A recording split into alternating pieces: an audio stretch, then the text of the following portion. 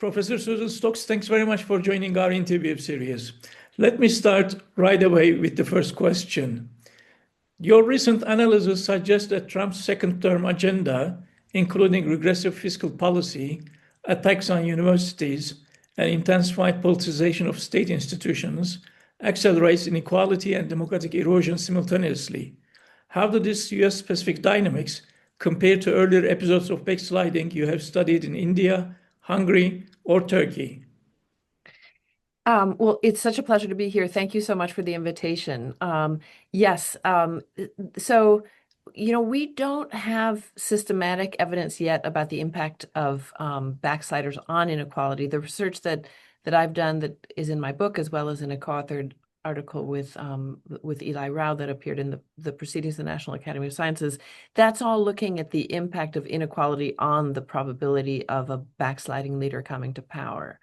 But there is some evidence, some of it systematic, some of it more anecdotal, about the behavior of these kinds of leaders with regard to sort of social spending and fiscal policy and the like. I make a distinction between right-wing ethno-nationalist backsliding leaders and left populist ones. And the left populist ones do have incentives to decrease inequality, to address inequality, to improve social spending and the sort of material conditions of people at the bottom. Leaders like Andres Manuel López Obrador in Mexico was a left populist who made retirement benefits more generous, and raised the minimum wage, and also undermined democratic institutions. There is evidence from European research. So I'm thinking about a study by Russell Dalton and a co-author, Carl Berning, that shows that far-right parties in Europe tend to have more take a position that's more pro-social spending than the traditional right. And in the U.S., I think the U.S. is a little bit exceptional in that we have a right-wing backsliding leader, right-wing ethno-nationalist, who has stuck with pretty traditional, conservative policies, lowering taxes on the wealthy, cutting social spending rather drastically. And I think that has to do with a conflict in the Republican Party between a populist sort of subgroup and a more traditional subgroup. So we think of Donald Trump as utterly dominating the Republican Party. In some respects, he does, but he hasn't been successful. He hasn't always, he's ambivalent himself, I think, on this. He's, in some ways, his preferences would tend to be small state, low regulation, and so forth. But he does respond to electoral incentives to try to improve, social conditions. And some of the party doesn't go along with that. And so you see that conflict playing out, and what it's added up to thus far is a leader who's populist in rhetorically, but the policies have been pretty straightforward, traditional anti-state, anti-regulation policies of the conservative party. Right. In your writing on Trump's assault on epistemic institutions, you argue that universities pose a threat to autocrats because of their independence. How does the targeted dismantling of academic autonomy reshape the informational environment through which citizens evaluate inequality, trustworthiness, and democratic legitimacy?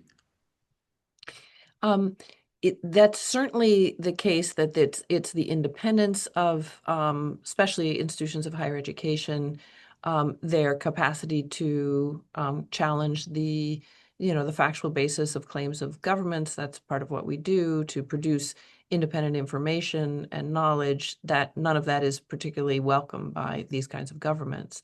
And it's interesting, we think of the ideological conflict between these governments and universities, but in fact, whichever ideology the government embraces, they have these same conflicts. So,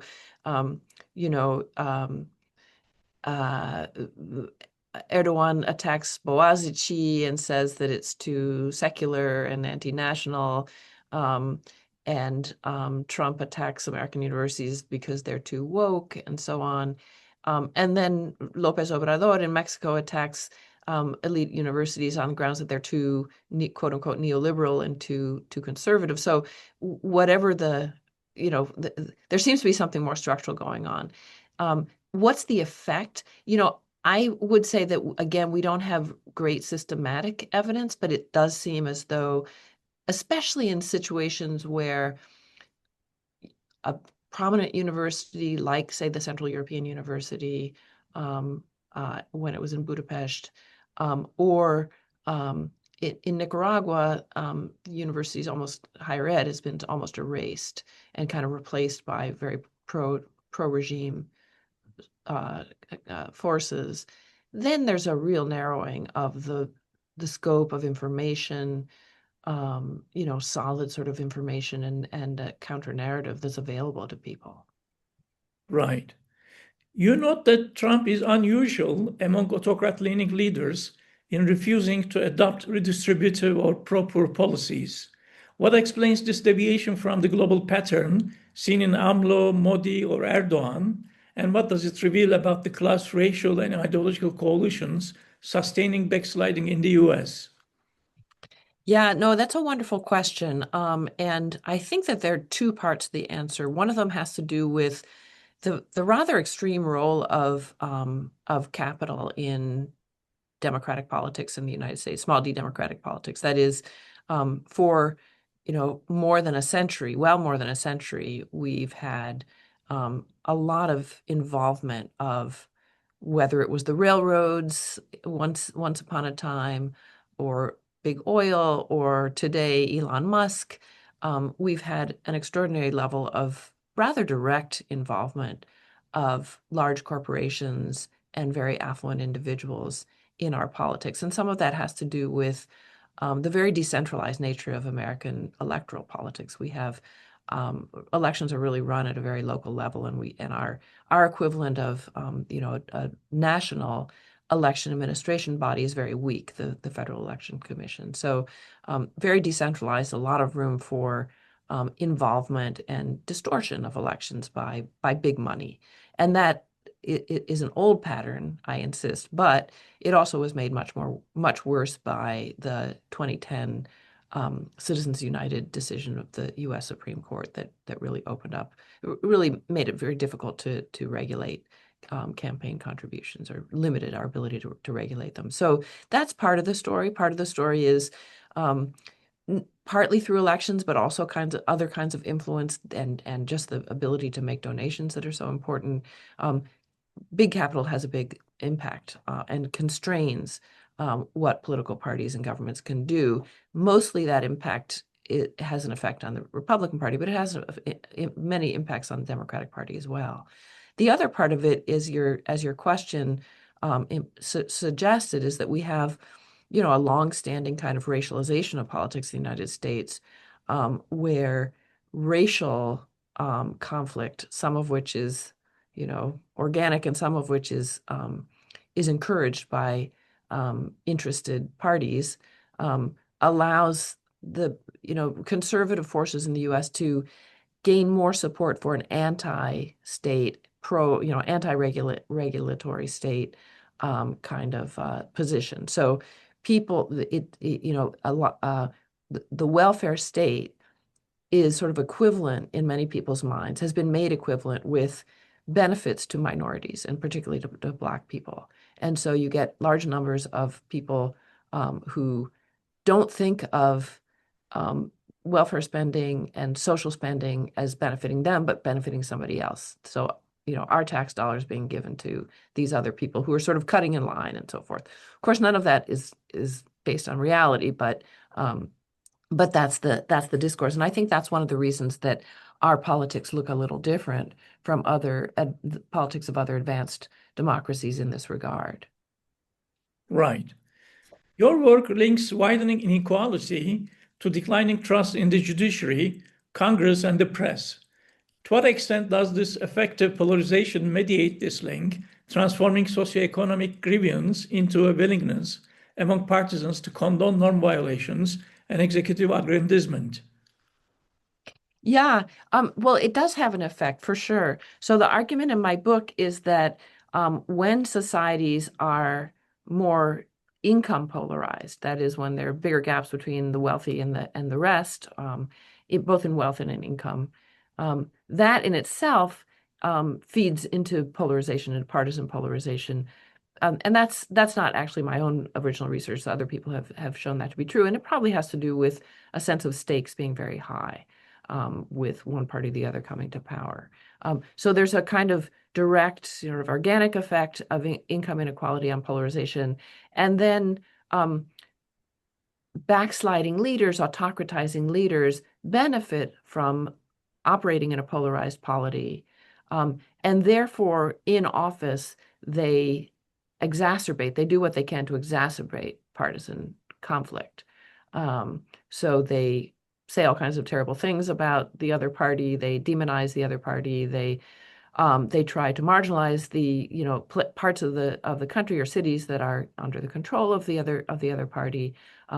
And the reason that they benefit from operating in a polarized setting, as your question suggested, is that when people operate in a polarized environment, in a highly partisan, effectively polarized environment, so they think if the other party comes to power, it's the end of the world, then they are more willing to wink at incursions in democratic practices, attacks on democratic institutions. And there's very nice research in this regard. Milan Zvolik at Yale has done really groundbreaking research, as has Jennifer McCoy and her co-authors at Georgia State. So that's kind of a well-established, it's theoretically quite intuitive, and it's also been established empirically that other things being equal, the more somebody thinks, the sky is going to fall if the other party comes to power, the more willing they are to say to themselves, well, I'm not crazy about the fact that he's always attacking the courts or the press, or that he seems to be, politicizing the military or what have you. But if that's the price we have to pay for keeping the other terrible side out, then so be it. Right. How do repeated electoral inversions in the US Electoral College, combined with rising inequality, affect democratic consent and citizens' tolerance for anti-democratic appeals? And what do your legitimacy experiments suggest about the durability of these effects? Yeah, thank you for that question. So people who are interested, I'm part of a group that founded an organization called Bright Line Watch, which we started just a small sort of cooperation among several universities. And it's all our publications and original data from our surveys are available online. Anybody who wants to take a look or to use the data, I'm more than welcome to do so. So Bright Line Watch. And we did a study based on experiments of the effect of inversions on legitimacy, the legitimacy of the winning candidate. So just to kind of explain, inversions are when the who wins an election depends not just on how many votes they get, but on the geographic distribution of those votes. So when you have votes tallied in subnational districts like states, such that the geographic distribution of votes and not just their number is what matters, then you can get the situation of an inversion where the loser in terms of the overall popular vote becomes the winner, and the Electoral College in the United States has produced that outcome several times. It's also occurred in other countries, the UK, New Zealand, Canada, but in the US we had that situation in 2000 when George Bush first won the presidency, and again in 2016 when Hillary Clinton won the popular vote, and Donald Trump won the Electoral College vote and became president. That's it's a side effect, of course, of as I said, the systems in which the distribution of the votes matters, and the reason that parties like the Democratic Party tend to lose out in those situations is that their voters are much more concentrated geographically. They tend to be in big cities and not spread out over the full national territory to the same extent. So what we found is that politicians who lose the popular vote but win the election, become the president or the prime minister, do take a hit in terms of their legitimacy. We looked at that in the U.S. and the result in the U.S. is driven by Democrats. So Republicans are less troubled by inversions. Democrats are more troubled by them. And that probably has to do with people's sort of intuitive understanding or basic understanding that Democrats are going to be suffering under this system because of the geographic distribution, as I just mentioned. And it's a pretty powerful effect, even though it's just driven by Democratic respondents. But interestingly, it isn't affected much by the margin of victory. So any kind of loser of the popular vote who gets into office, whether that person loses, this is all hypothetical, of course, loses by a large margin or small margin, it takes a big hit in terms of legitimacy. Right. I think if I could just add one more thing, I think we see the inverse of that in the 2024 election. So unlike in 2016, when Trump won via the Electoral College, but not the popular vote, and was seen as much less legitimate, for a period, there was a kind of aura around the Trump presidency, the second term, because he had won the popular vote and won, not a landslide, he claims it was a landslide, but reasonably decisively. So you see the opposite kind of effect in that case. Mm-hmm. Right. Drawing on your research on Manichin populist rhetoric with Çınar and Uribe, how does the escalation of zero-sum anti-institutional language in the US accelerate the shift from inequality-induced distrust to permissiveness toward democratic norm erosion? Yeah, so I would just add, İpek Çınar and Andres Uribe are co-authors of that paper, which appeared in the journal Comparative Political Studies. But another co-author is Lautaro Cela. I don't want to forget him.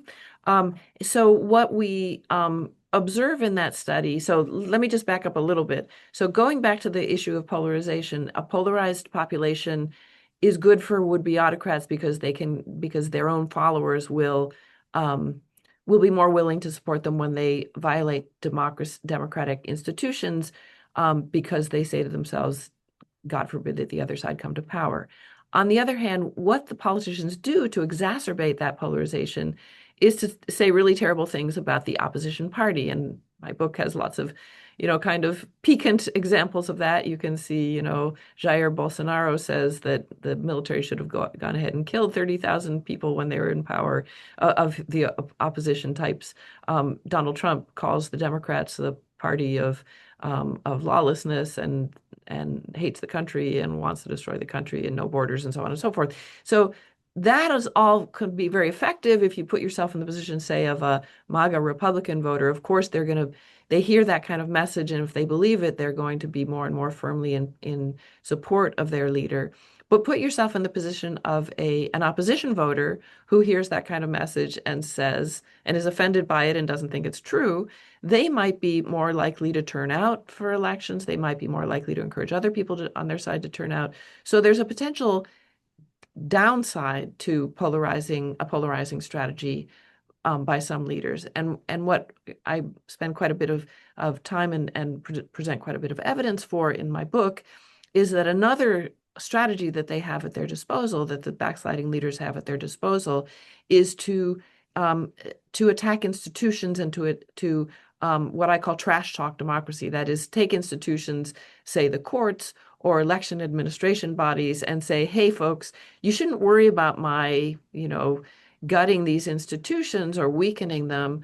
They're really terrible institutions anyway. They are corrupt. They're full of corrupt people. They are ineffective. They're expensive, et cetera, et cetera. And so that's a way, again, of getting people to kind of go along with or not resist an autocratizing project, even if at heart they really are in support of democracy. So that's the, it's kind of it's not actually a attack on democratic norms. It's more an attack on the institutions as falling short of democratic norms. And what's interesting in my book is I show evidence that, in fact, they do use this kind of strategy, and they use it in ways that are quite effective in the sense that their followers, that is opposition party followers, are actually somewhat won over by the negative things that these leaders say about the institution. So our Mexican samples, uh, respondents who support opposition parties, who didn't support López Obrador's party, to some degree were influenced by the bad things he said about the courts or the election administration body. And at the very least, there was no backlash against it. They didn't turn around and say, hey, he's saying these terrible things about these institutions. I'm going to rally in their defense. Right. You're finding that high inequality significantly raises the probability that voters will elect would-be autocrats, challenges institutionalist theories, emphasizing democratic age and rule of law strength. How should existing regime stability theories be revised to incorporate distributive conflict as a core causal driver? Yeah, the one thing I would say is that some of the older, so there's a lot of theorizing, it's been an obsession of comparative politics, and I've been part of this literature as well, to try to explain the causes of regime dynamics. So why do you get democratic governments falling apart and being replaced by autocratic ones? Why do autocratic governments fall apart and get replaced by democracies? That's been a very important theme in comparative politics and political economy for 60, 70 years. The older literature was studying an older reality in which the military coup was the main source of instability for democracies. So studying democratic instability in that era pretty much was equivalent to studying the probability of a military coup, and a military coup that would come to power and boot out of office a democratic regime. Now we are in a world in which the greater threat, there's still, military coups happen, they continue to happen, but the greater threat numerically to democratic stability is democratic erosion or backsliding. And they're two quite different processes, and they involve different actors. So military coups are carried off, as the name would suggest, by military leaders who bring out the tanks and kick out the civilian leadership, send them into exile, put them in prison, sometimes execute them, close down the Constitution. It all happens all at once. Democratic backsliding is carried out by civilian leaders, by elected civilian leaders. And it happens usually much more slowly. It's a gradual process. The objectives of these leaders are quite different from those of military generals or military officials who carry out coups. So they're really quite different phenomena, different dependent variables. We need different theories and so forth. So if you just, so I think we shouldn't be surprised that some of the factors that were important in predicting coups don't play so much of a role in predicting democratic backsliding. Now, inequality actually has played a big role in theories of democratic breakdown and regime transitions in an era in which that had to do with military intervention. So there were strong theoretical reasons that people put forth. For example, Carlos Boix and my colleague James Robinson and Daron Acemoglu have emphasized that income inequality as an important factor in democratization and in the support of military regimes. But the empirical evidence wasn't so strong. There was theoretical reasons to think that inequality was strong, but the empirical evidence really wasn't quite there. What we found empirically back in the day was that income per capita seemed to play an important role in how likely it was that a democracy would be destabilized. So now we're in a different world, and I have to say, when we sat down to sort of say, okay, what are the predictors? What are the structural, economic, and other kinds of predictors that increase or decrease the probability of a country experiencing democratic erosion? We expected to find the income inequality played a role. We were interested in income per capita just because, in part, because it played such an important role in theories of democratic instability in this earlier era. And we were, I would say, surprised to find income inequality being such a prominent factor. It's a really robust and strong factor, and it was the most powerful factor that we could identify. Highly robust. We subjected our findings to all kinds of different statistical models and different kinds of controls and different ways of measuring inequality, wealth inequality, income inequality, different ways of cutting that up. And we really couldn't get rid of the inequality effect. So I think that, and then let me say a word about the age of democracy, which you also mentioned. So that again was a very consistent and robust factor in the probability of a democracy falling. How long had it been a democracy in an uninterrupted way? There was a nice paper going back to like early 1990s, Poole and Lonergan and Poole, that showed that poverty or income level of a country was an important factor in whether they would experience a coup. But the other factor was how long it had been since the last coup. So kind of like cancer, if many cancers, you have them if you go into remission and you've been in remission for a certain number of years, your probability of getting a return of the cancer is no greater than somebody who's never had it.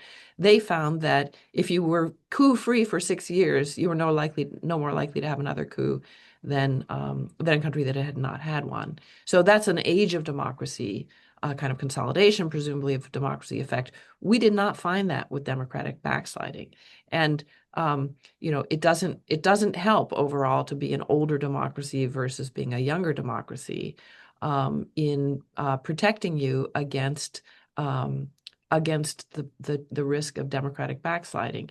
And the fact that the twin facts that income inequality is a big predictor and age of democracy, being an older democracy, doesn't predict you, really helps resolve this sort of puzzle of why the United States is experiencing democratic erosion.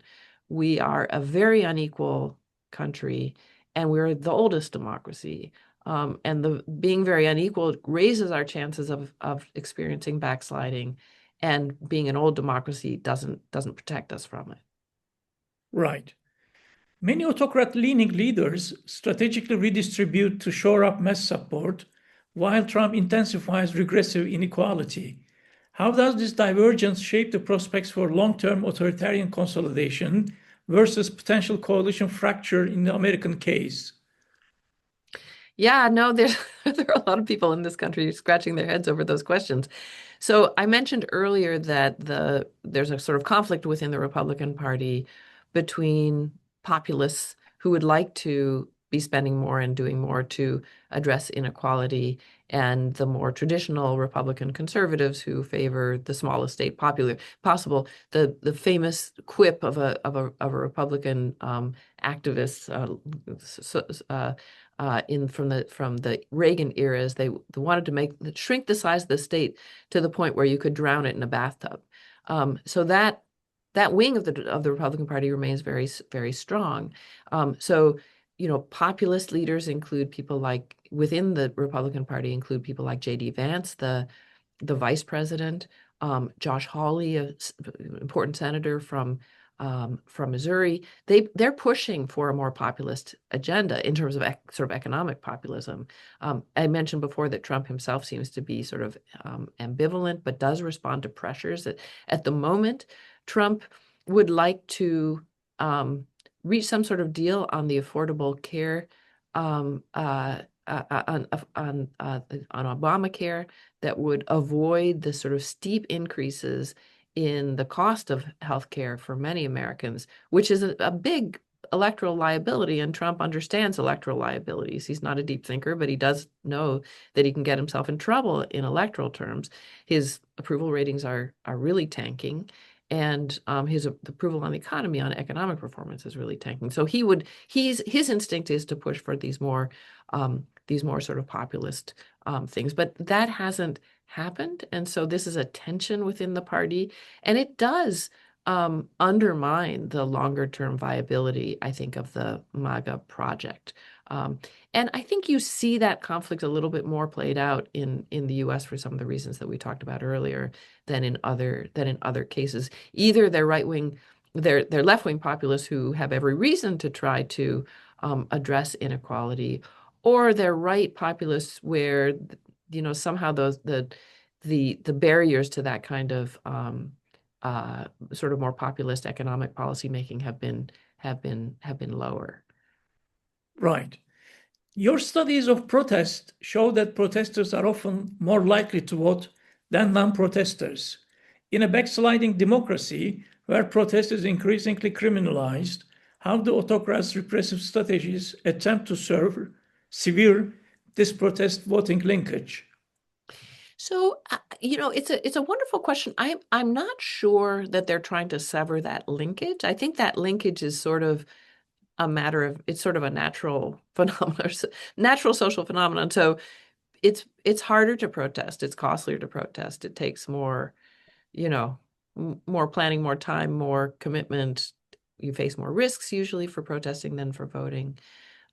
So typically people who are willing to pay the cost of protesting are quite willing to pay the cost of voting. So I think that's why, it's sort of 10 to 1 is a kind of rule of thumb. So I'm not sure they're trying to sever that link, and I don't think they could, but they definitely are trying to suppress and delegitimize both protesters and I'm not sure they're trying to suppress and decrease the turnout among opposition voters. So the protest side has been very interesting, and I have to say, being here in Chicago, I've sort of had a front row seat to the sort of efforts at both delegitimizing protesters and just repressing them, kind of old-fashioned, not quite Gezi Park levels, but kind of going in that direction. So we had an enormous, I would say, incursion of ICE and the Border Patrol deportations, efforts at mass deportation here in Chicago, and that sparked enormous protests and activism, initially among Hispanic communities, but it really spread to the broader population, and it really became a big fight where the government side used tear gas and sound bombs and all kinds of so-called less lethal tactics to try to suppress protesters. A lot of arrests, a lot of accusations and attempts at prosecution that have not held up in the courts to try to suppress protests, and it really didn't work.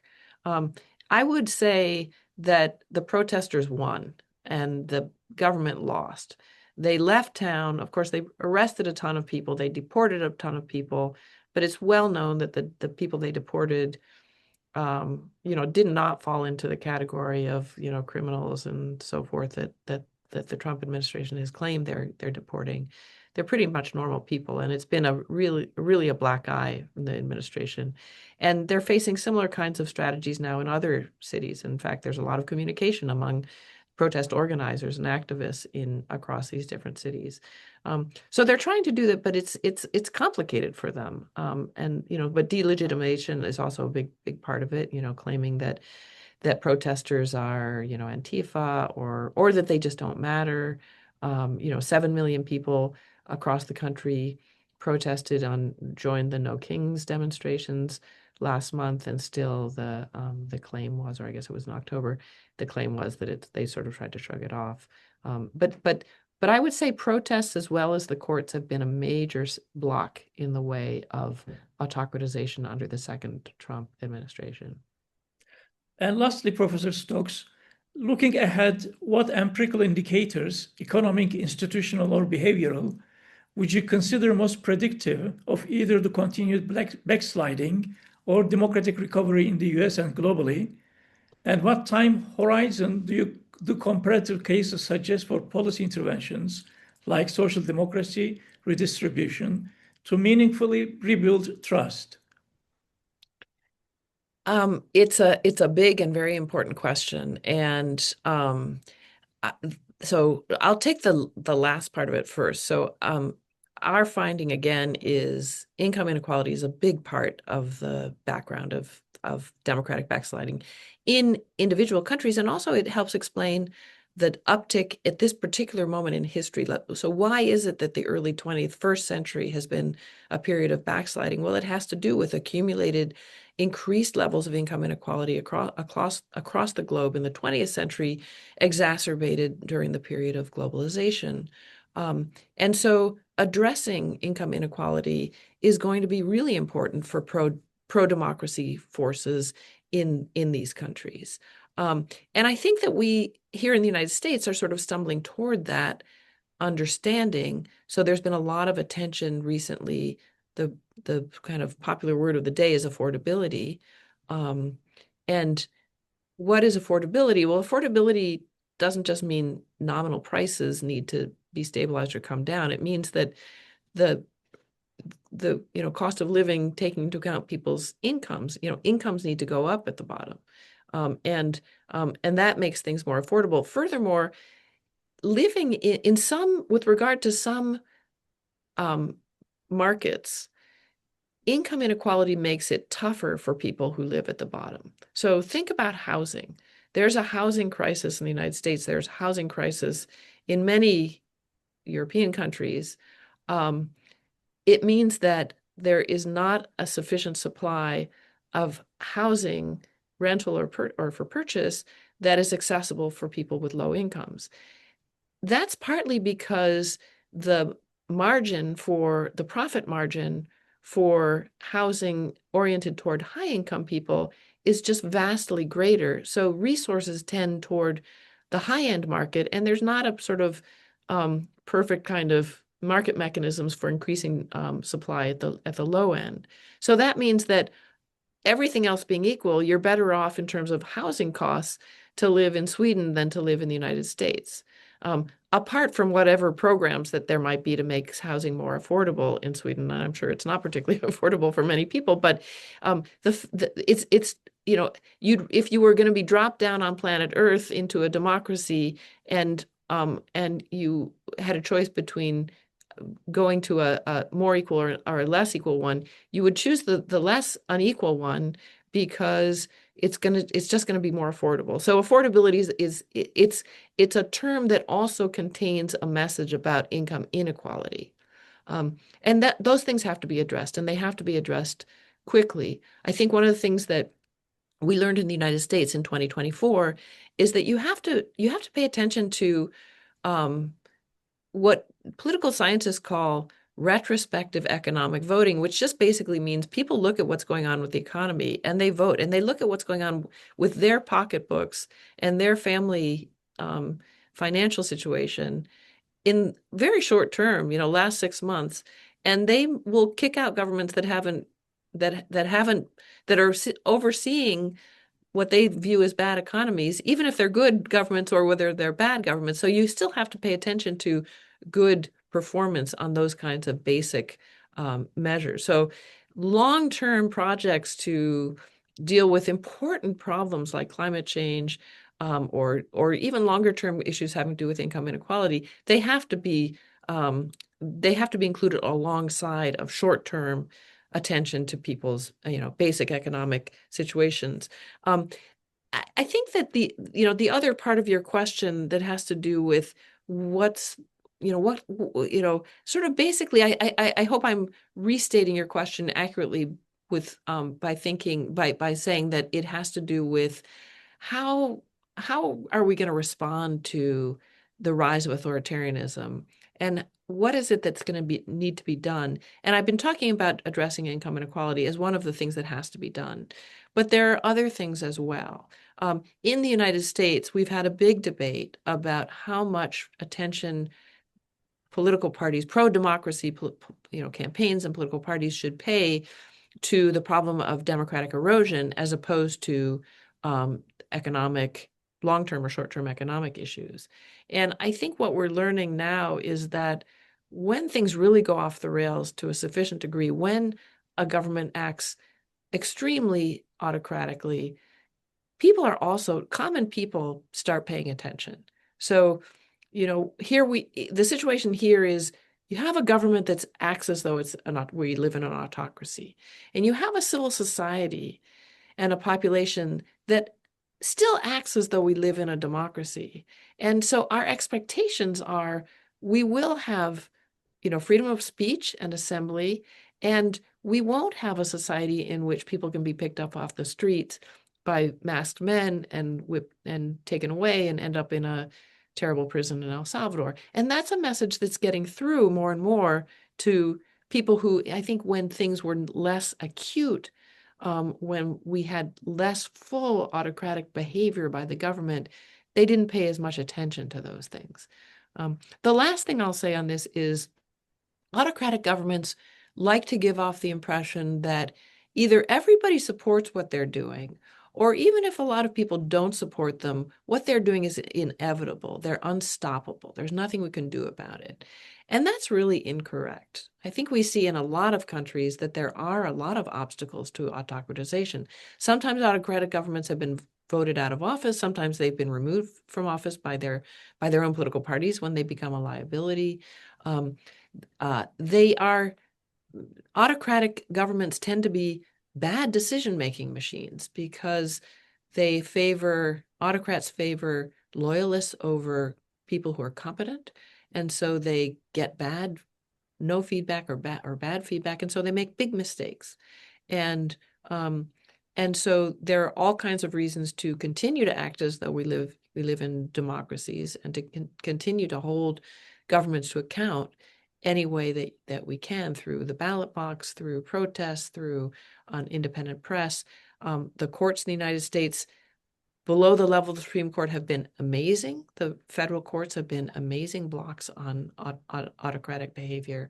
So there are lots of reasons to be hopeful that that democracy will survive and can be rebuilt in a more robust way. Professor Susan Stokes, thank you so much for your time. Very much appreciated. Thank you very much. I appreciate the questions.